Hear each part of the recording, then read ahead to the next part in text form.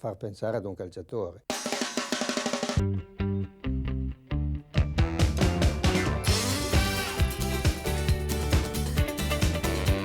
Comme dans les meilleures traditions sud-américaines, des histoires fantastiques sur ses légendaires performances se sont développées autour de son nom.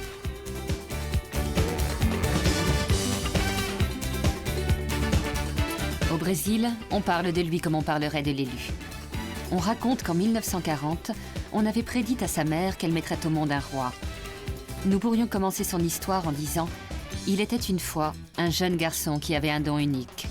Il savait comment transformer un ballon de football en une boule de cristal magique. » C'est la raison pour laquelle, dans le monde entier, il a été aimé.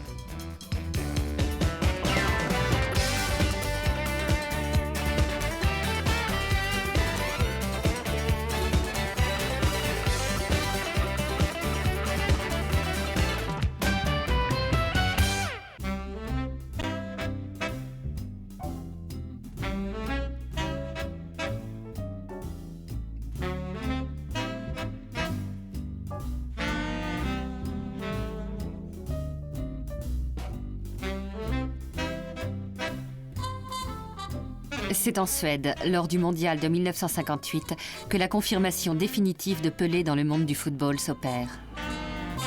Les gens parlent déjà en bien du jeune champion. Mais personne ne peut prévoir qu'à seulement 17 ans et 8 mois, ce jeune garçon va conquérir ce titre. Le roi, qui accompagnera son nom tout au long de sa carrière. Dans les 2 premiers matchs contre l'Autriche et l'Angleterre, Pelé reste sur le banc des remplaçants. Il fait ses débuts contre l'URSS, José Altafini ayant renoncé à son poste. C'est M. Santos, surnommé aussi l'encyclopédie pour son extraordinaire compétence en matière de football, qui le voulait dans la formation brésilienne. Sa confiance dans le jeune garçon sera bien récompensée. Le Brésil passe à la phase suivante contre le Pays de Galles. Mais l'exploit final aura lieu dans le match Brésil-France.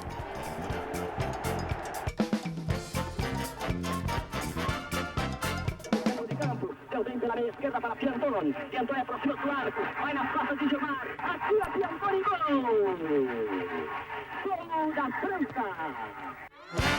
La présence de Fontaine, meilleur buteur du championnat dans l'équipe française, ne leur suffira pas. Et c'est bien Pelé qui marquera la différence.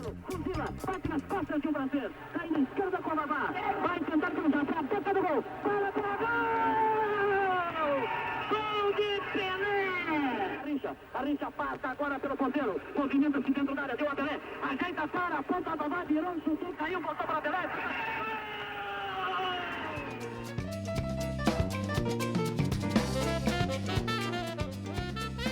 Si les 2 premiers buts sont, disons, habituels, le 3e est celui qui portera le nom de Pelé au firmament des stars.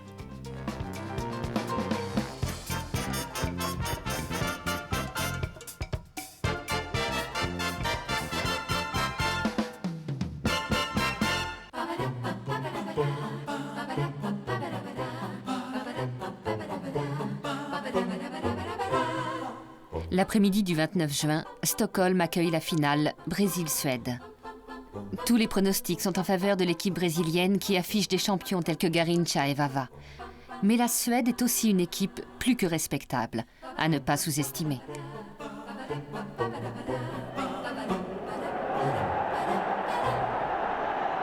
Aucune surprise donc, quand après seulement 3 minutes de jeu, l'équipe suédoise marque le premier but.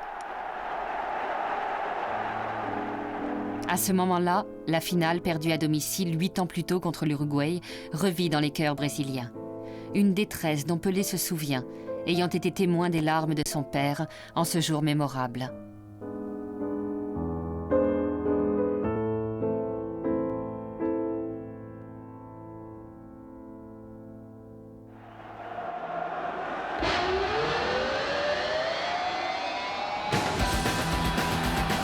Mais la douleur ne dure que 6 minutes. Le temps qu'il faut au Brésil pour redresser la situation sur une action engagée par Garrincha et finalisée par Vava.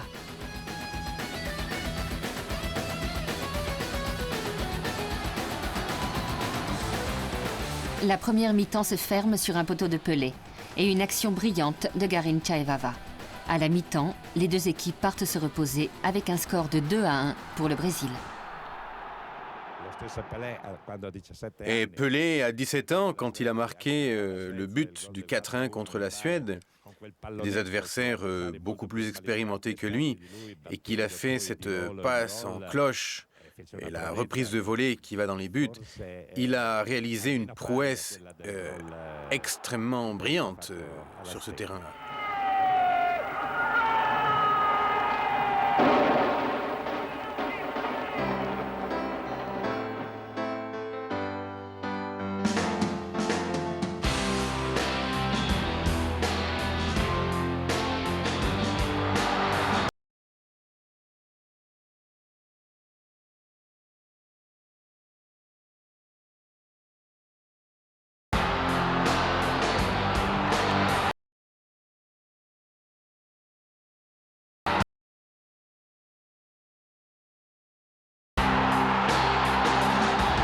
Après son but et celui de Zagallo et Simonson qui fixe le score à 4-2, Pelé, à la dernière minute, marque son 6e but de la Coupe du Monde et remporte le match final avec un score mémorable de 5-2.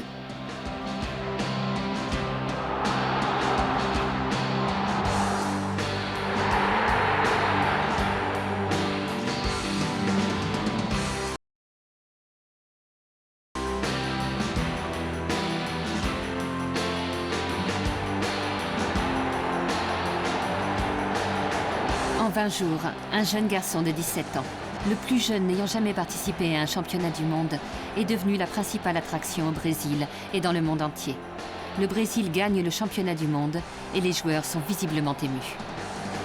Les larmes de joie qui accompagnent la victoire traduisent incontestablement le grand tournant que vient de connaître l'histoire du football.